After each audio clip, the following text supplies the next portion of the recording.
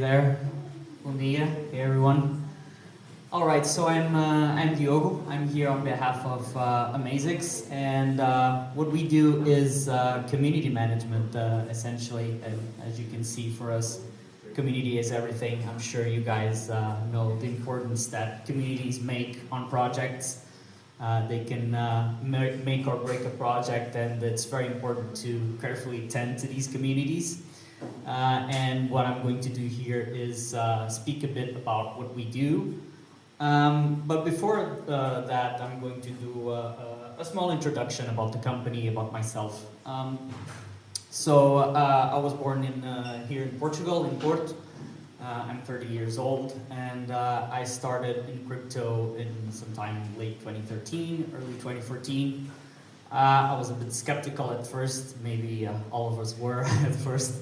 But then I started reading more and more about it, and I've come to realize that it's something fairly groundbreaking, and it was something that I felt it was important to pursue, which I did, which led me to come across AMAZIX, actually through an ad on Reddit. They were asking for community managers, and I had some background managing communities on my own, so I said, why not? And this is where I came across AMAZIX in 2017. That was the year the company started. It started with our 6 founders taking care of the Bancor community. Perhaps you might remember the DeFi service Bancor. They held the record for the biggest ICO back then for a long time. And our 6 founders were responsible for taking care of that community, which was instrumental in the success they had in their token sale after that. So we've been on the market since then for these last 6 years. I started as a community manager. I eventually took a role in the leadership of the community management team I was assigned to. And now my tasks at AMAZIX day-to-day is overseeing the whole service for community management and taking care of configuring and auditing Discord servers for clients. All right, so before I go specifically into what we do and the value we bring and the services we provide, I'm going to take you through a story time. And we're going to go on the story of our buddy Bob here, who is setting up this project and this community. And with the story, I want you guys to realize what sort of difficulties people usually face in setting up a community, and what you can do to take care of those concerns and those problems and from early on. So our buddy Bob here has a pretty good idea for a DeFi project on the real world asset category, which is booming right now. He has a pretty interesting idea. He knows his competition. He has set up his project already, has developers working on it, already has partnerships both on DeFi and CeFi to make things happen. And he already has private funding and a launchpad set up for his token sale.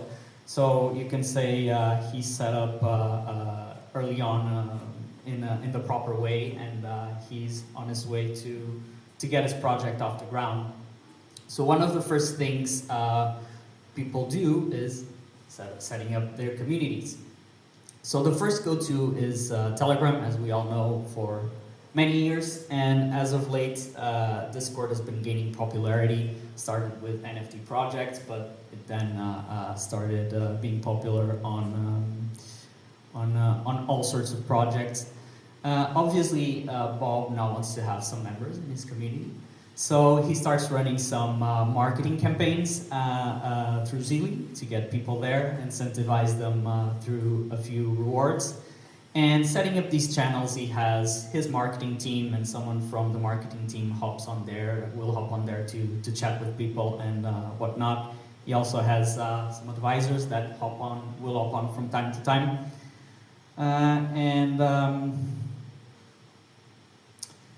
What happens here is he starts pushing the members through his campaigns, and then this happens. If anyone here is involved with communities, who doesn't like to see number going up? So he obviously will get a lot of people through these campaigns, and this brings both good and bad. So what I mean with this is obviously he wants members and he got his goal of getting many people here, but he will attract all sorts of people. He will attract some people actually interested in his project that have read his documentation, his white paper, his GitHub and website and whatnot. But he will also attract a lot of scammers, a lot of people that are just bounty hunters, a lot of people that don't really matter for the community. And he lets the campaign run overnight, and when he and his team wakes up, he sees this. A huge wall of spam on Telegram. Who hasn't seen this? We've all seen this on projects, right? And yeah, you scroll, and it's all spam, and this is what the team comes across when they wake up. And they head over to Discord, same thing, people spreading fake mints, people trying to impersonate team members, and all that sort of stuff. We've all seen this, we've all been there, we've all left communities that kind of seem abandoned because they had a lot of spam. And the team wakes up, the marketing, the guy that is responsible for this part of the community wakes up and sees this and starts deleting all this wall of spam. And when he gets to the end, he has another wall of spam.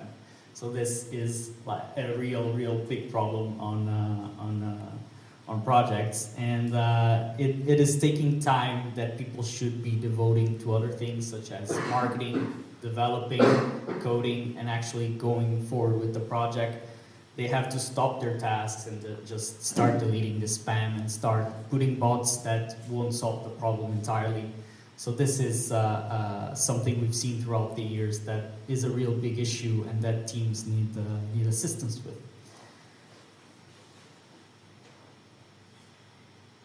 We've all seen these headlines as well.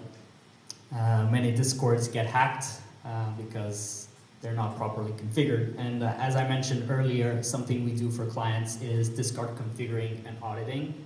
We configure new servers from scratch and we audit existing servers for clients. And the thing here is when we mention to clients Discord auditing, both older clients that may need a refresh on their Discord and newer clients that are coming on board, they're like, is it that difficult to set up a Discord server? Is it that much of a headache? And what we say is, yes, it actually is a big headache to properly set up a Discord server up to Web3 standards. There's many things that you have to look into. If you're familiar with setting up a Discord server, you have to properly set up the roles, you have to properly set up the permissions for the channels you want and whatnot. So yeah, it's a big headache, and that is why we get these sorts of headlines, because people who are not used to configuring servers just hop on there, are airdropped into configuring a server, and they don't always know what they are doing, and this leads to situations like these. So what do we have in the end? Exasperated team members with their hands on their heads, just what are we going to do here? And it's actually fairly simple to take care of these problems. There's some simple things you can do to take care of this. So the first thing is, it is very important to have a dedicated team 24/7. You must have a community management team that is scattered throughout the world, and that can take care of queries right at the moment, both people that actually want to ask questions about the project and both spammers, so both should be taken care ASAP at that time. And the second thing you can do is getting assistance from people that can actually configure your socials, both Telegram and Discord, that know what bots should be in the channels, that know how to set up permissions on Discord, know how to set up roles, and that have done more than a handful of servers, and people that are actually actively taking courses to learn more and more about Discord and keep an eye on the updates that they do on the platform, and that is up to date on all their sorts of things. Something you should also do, not only for community management, but in general, you should have people that you trust that will advise you the best way possible. This is, as I said, this is important on everything, and community management as well, and there are many people that are experts at this point in setting up these channels and letting you know what you should do and what steps you should take with your community, and lead you through the different phases your community lives before token sale, after product launch, and that sort of stuff. And this is where I'm bringing what we do in the mix. And all of this that I just described is something we can bring to the table to our clients. So the first, what I'd highlight from here is the fact that our community management solution actually frees up resources. You don't have to train your own team. You don't have to spend that time in training internal staff. We train our community managers with the materials clients provide us. And it will actually be cheaper for you than setting up your own internal team to take care of your community. Another thing we offer, which is some clients say it is what they feel brings most value, is they actually can sleep at night not thinking their community has been hacked, because we have community managers 24/7 just taking care of things, and if there's any emergency, they will take care of that, and that instant they will clear spam, they will address legit concerns, and they will calm FUD in the community and avoid those sorts of things. And what we bring is a team of 9 community managers. As I said, they are scattered throughout the world to cover 24/7. And what this allows teams in the end is they can focus on developing their product and keeping within their roadmap. Really helps them on that front. Allows them to focus on their KPIs. My team is a crypto native team, so they've all been in crypto for long and are curious to know more and more. They are constantly poking each other with new tools on the crypto space to try out. And we have people knowledgeable on a bit of everything, DeFi, Web3, NFTs, and we have people that are also learning to code in their spare time. Another thing I would like to highlight is that we bring our clients community intelligence. And what do I mean by this? Obviously, we present reports to our clients at the end of the month or every 2 weeks, whatever is agreed upon. And obviously, we bring the usual statistics: how much the community has grown, how many messages are there, what sort of times there's more activity, and so that you can run an AMA on that period. But we also bring intelligence because we are the eyes of our clients in the community, and we can flag specific groups of people that are actually positively contributing to the discussion on chat, and then clients can take it from there and make a group of advocates, for example, and just have those people rally behind the project on social media, on X, on other Discord servers, bringing people to the client's Discord server. So yeah, I think that's a general overview of what we do. There's other small tidbits in which we bring value. For example, we have a proprietary bot for Telegram that assists our community managers in clearing spam, and that it has a huge database of scammer accounts that are insta-banned when they join the community, for example. And as I mentioned earlier, we also do the Discord auditing and configuration. I do it myself on the company. And this is a general overview of the value we bring. And together with the community management services, we can also do tier 1 support on websites for clients. All right, my presentation is at the end. I would like to thank the organization for inviting me. And yeah, so let's open up for questions if you guys have any questions. And you can find me by scanning that QR code. You can also find links for the social media for the company, as well as a link to book a call with our sales team if you're interested. Does anyone have any questions you guys want to make? Go ahead. Yeah, maybe because my experience, like I've also had like a Discord server since 2019, and so far we've been spared from all the takeovers, etc. But I think, in my opinion, also, or would you consider that an important factor as well? Just like educating people, especially people that are like a server admin, on what to do and what not to do, because some of these high-profile hacks with OpenSea and some other big Discord servers involve this type of social engineering where people have to bookmark a page and click it, and it happens so many times now, and people still fall for it. Like, I'm just thinking, how can this keep happening? And isn't it also up to like just teaching people to not do stupid things and click on links that are suspicious?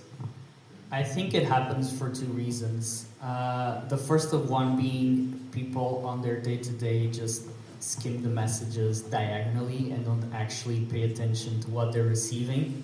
They may be receiving things from an impersonator, for example, and it seems like the real account, and then they just trust and click it. And the second thing has to do with the actual server configuration, because there's like teams feel that their day-to-day account should have full power on their server. We instruct them to think differently, and that what we do is to make them realize that you cannot have like a live account that you use on your day-to-day phone, on your computer. That account that you use to interact with the community on the day-to-day cannot have all the power on the server.